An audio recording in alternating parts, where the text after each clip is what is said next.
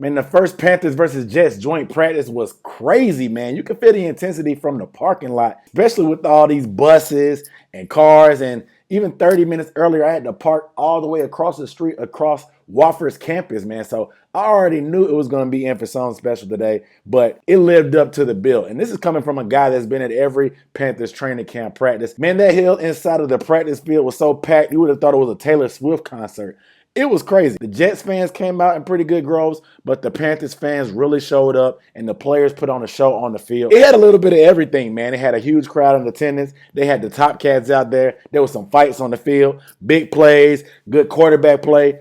All the cameras everywhere from Hard Knocks and all that stuff. We're going to go ahead and break all that down and everything that happened today. And of course, I've been doing all these training camp videos, so I have to do my format of the 3 biggest takeaways, the play of the day, and rapid fire points at the end. So make sure you watch the full video. But before we get into that, let me introduce myself. My name is Aaron Duncan here with the Necessary Bluntness Sports Talk. Recap and analysis of the Panthers is what I do. So if you want to see more videos, hit that subscribe button down below and that bell icon, because I did a whole series on this. So you can go ahead and check the playlist and you can binge watch it like your favorite show on Netflix or Hulu or whoever you like to stream your services from and catch up on all that. But also, if you hit that bell icon, you won't miss any videos going forward, because I'm breaking down everything for the Panthers from preseason, training camp, everything. And I'm on scene here upstate of South Carolina. So if you don't want to miss any of that, hit the subscribe button. And also give the video a thumbs up, because it really helps me out in the algorithm, because I'm dropping all these clips and contents and stuff, and it really helps me out with the engagement, lets the algorithm know. I also want to get your comments down below about anything, about how you feel about practice. I'm always down to talk about it. And if you want to show a little extra support, you can leave a super thanks, It's that $ inside of that heart button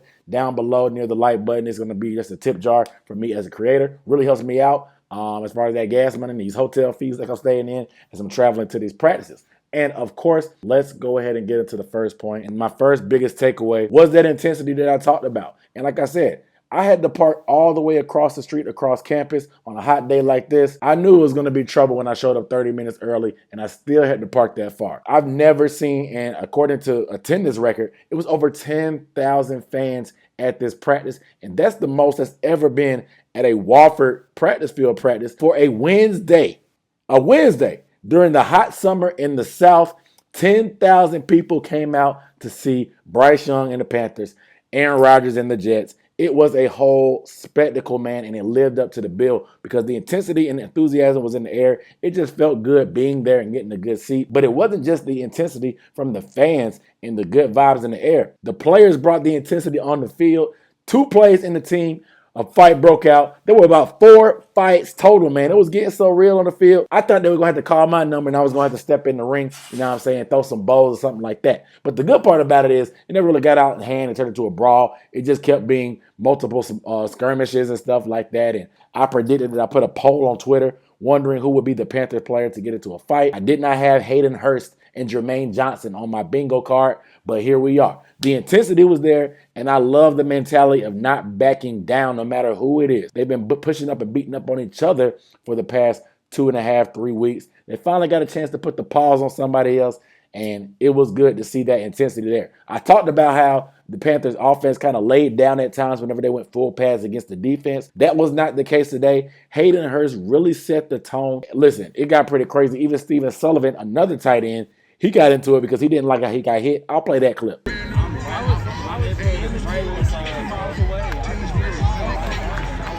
Oh. Here we go. Yes, sir. Here we go. Here we go. Yes, sir. Yes, sir. It wasn't a big hit. It was very hard. That was on Sullivan. That was on Sullivan, too. They definitely better pull him to the side.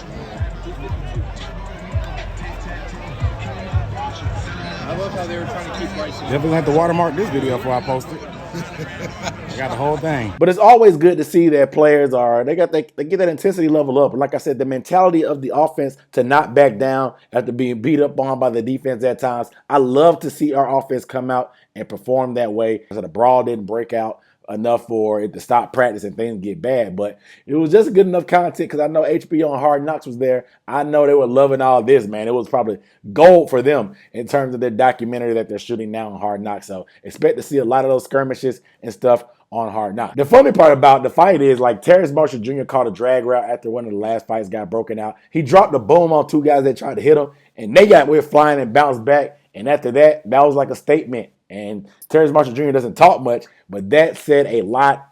There was no more fights or extra physicality after that. And so Terrence Marshall Jr. being the silencer, I like that. But you guys let me know down below in the comments. How you feel about camp fights? You think they're stupid? You think it's petty? Or you just assuming that's always going to happen because all that testosterone and the heat and the sun plays mind tricks on you? Let me know down below in the comments how you feel about camp fights. But the next biggest takeaway is the performance of the offense and defense. First, I'm going to talk about the defense. Overall, they pretty much struggled. Early on in 7-on-7, the secondary was doing pretty good. They made some plays, got a pick on Zach Wilson, and pretty much forced Aaron Rodgers to throw underneath. But when it came to the team, he was dicing the secondary up, man. And I think that the addition of a new team, obviously a new opponent, not really game planning so much, but the fact that they were able to run the ball at will, which was scary to me, was really a little concerning for me. And obviously the defense was on the far field. We were all, the fans and stuff, were focusing on Bryce, but I tried my best to look over in the field and get what I could and see what was happening. And Aaron Rodgers was making some of the best passes I've ever seen in my life. Granted, it's one of the greatest quarterbacks of all time, top 5 all time. He definitely still has a lot of juice in that shoulder, but I wanted to see a little bit more from our secondary, especially with a guy like Garrett Wilson, their best receiver, not practicing. Aaron Rodgers continued to dice them up and make completions,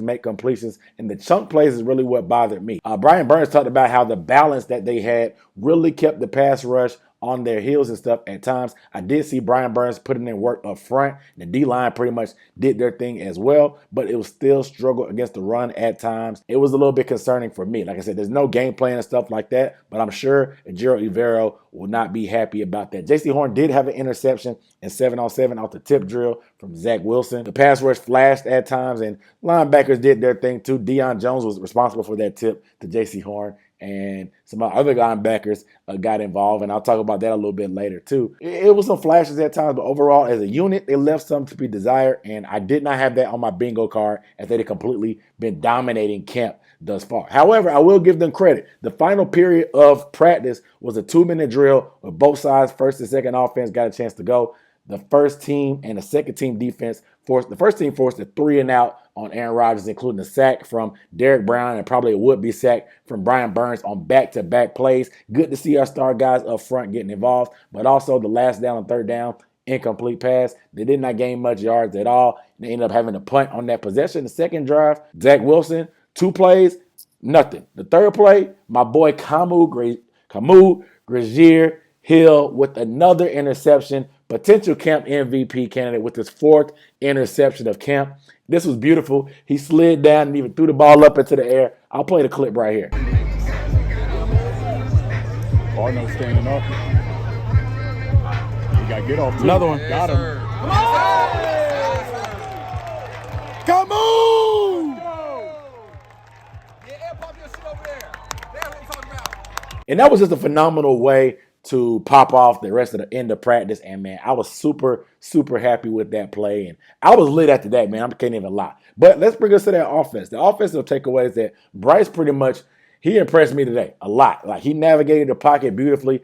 The protection inside, I told you guys, I'll talk about it a little bit more. I told you guys about it. You told me not to overreact. You said our defense is just super good. That's why I shouldn't really trip over our offensive line. But I can see the signs, and the same things that plagued us previously plagued us today. I'll talk about it a little bit more, but Bryce Young really operated quickly and efficiently in the pocket. He moved around well. Really was looking for Jonathan Mingo today, and I was just super impressed to see a pass rush that really wasn't going to take it easy on him and slow up and stop, even though they weren't going to hit him, but clearly a team that wanted to get home that's not our friends or whatever, and he still operated and moved in the pocket very, very efficiently, so I was very surprised about that. Not surprised, but I was happy about that. He still needs a little bit of urgency in his drops and in the pocket just to get rid of that ball. That way in the game, he's not getting hit every time he's thrown. You know what I'm saying? So that's still something to work through, but his decision-making was great. He dropped a couple dimes like all over the place, and it was really, really great to see. Our tight ends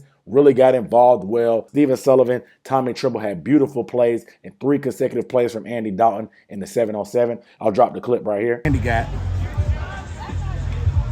I got to show you this video of Andy and him and Derek Wright yesterday, this double move he put on Keith Taylor. Touchdown. Tommy. Tommy? Yep. Yeah! Andy, He said, yeah. Yeah, I was gonna say, yeah. He may be older than that. For another 2-3 more years. Because he came out same year, Cam too. But touchdown, Sullivan. Oh yeah. Tight ends getting heavy work.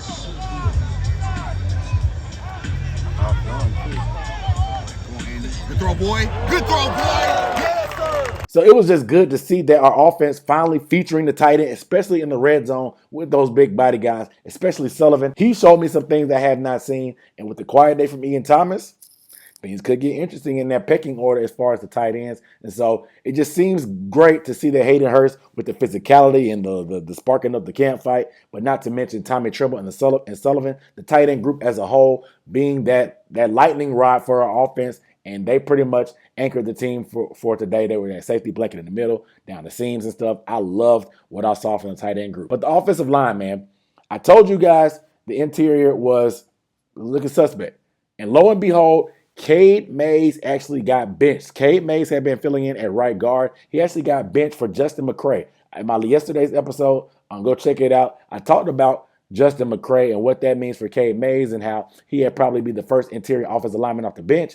And James Campen was not happy at practice because between Quentin Williams in the inside, he was giving work to Brady Christensen and Cade Mays. But Cade Mays got benched from the first group offense for McCray. And so it's going to say a lot. With Chandler Zavala slowly getting back into things, how will that right guard position set up? Will we have enough time for Zavala to get up to speed to potentially start? Or will they go with the vet who's familiar with James Campen and McCray inside? And we'll see. Because you can say, oh, Quentin Williams is an elite D tackle. Well, we're going to be going against Grady Jarrett and David Onyemata in week 1 against the Falcons. So I don't want to hear any more excuses. We're going to have to step up and play good ball against good interior D linemen. I'm going to have to pay attention to see how that shakes out. You guys let me know down below in the comments, how concerned are you about the interior? I've been stressing it. Some of you guys believe me. Some of you guys thought I was crying wolf because they were going against each other in a great defense. Well, they got tested again today, and they failed the test. And like I said, with Cade Mays getting benched, we have some question marks that we're going to have to be keeping an eye on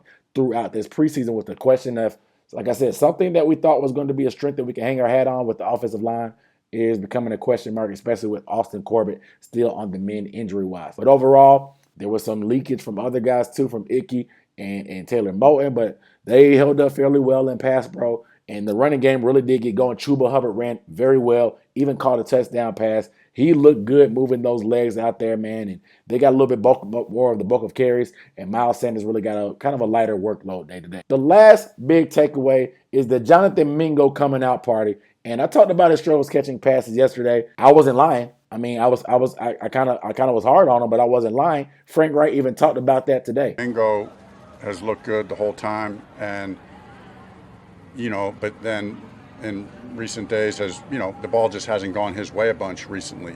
So it was good to get him back involved, and receiver just gets you confidence, and and for a young receiver, that's going to be important. And seeing him on the depth chart as a starting wide receiver was just crazy to me because, yes, I know he's your second round pick. You want to get him in there, but it seemed like maybe the moment could be too big for him as a rookie. He needed to be brought on slow. But today he really answered the calling when the lights were brightest. Him and Bryce, this was the first day we really saw them consistently hook up with each other. He looked really like the potential to be that guy, to be our wide receiver one in the future. He ran down the seams. He ran nice out routes against DJ Reed, a great corner. Even though Sauce Gardner wasn't out there, one of the best corners in the league, he still did work against another quality corner. Jonathan Mingo showed me a lot, and like I said, he didn't have any drops today. He made those big plays, and I was just really, really impressed by Mingo and happy to see him and Bryce hooking up. And like we said, there's not going to be a bona fide number one wide receiver in this offense, but Mingo is making strides to try to make a statement for that. So let's go ahead and get to that play of the week, and it's no other than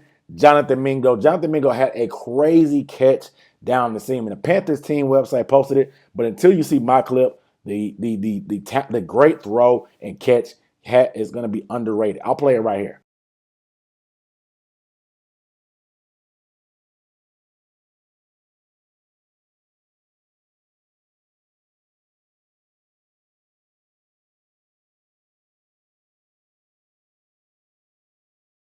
And as you can see, Bryce dropped a dime to Mingo right before the linebacker could get there. This was a crazy pass, and it really makes you sit back in your chair and go, oh, like that's literally how crazy it was. And I was so turned up after that play, man. Like something that gets your blood pumping and your blood boiling.